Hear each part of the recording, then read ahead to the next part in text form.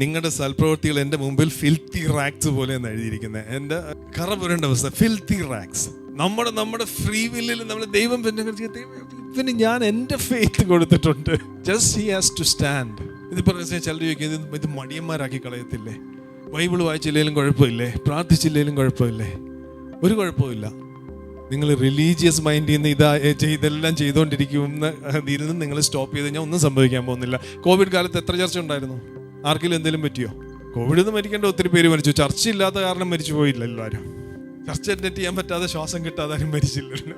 അത് religious system. അതിനെ ദൈവം ബ്രേക്ക് ചെയ്യുക തന്നെ ചെയ്യും. പക്ഷെ നിങ്ങൾ സ്റ്റാർവ് ചെയ്യുന്ന എപ്പോഴാണെന്നോ, നിങ്ങൾ ഈ റിലേഷൻഷിപ്പ് എൻജോയ് ചെയ്യാൻ തുടങ്ങിയിട്ട് നിങ്ങൾ മിണ്ടാതിരിക്കാൻ നിങ്ങൾക്ക് പറ്റത്തില്ല.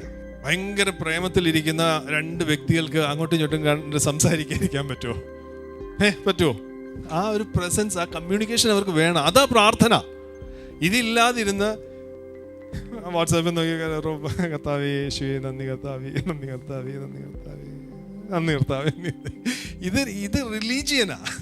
നമ്മൾ ആ റിലേഷൻഷിപ്പ് വരുമ്പോൾ നമ്മൾ റിലീജിയസ് ആയിട്ട് ചെയ്ത എല്ലാം നമ്മൾ ആ റിലേഷൻഷിപ്പിൽ നിന്ന് ചെയ്യാൻ തുടങ്ങും. അന്നേരം നമ്മളോട് ആരും പറയണ്ട ബൈബിൾ വായിക്കാൻ, നമ്മളോട് ആരും പറയണ്ട പ്രാർത്ഥിക്കാൻ, നമ്മളോട് ആരും പറയണ്ട അന്യഭാഷ സംസാരിക്കാൻ.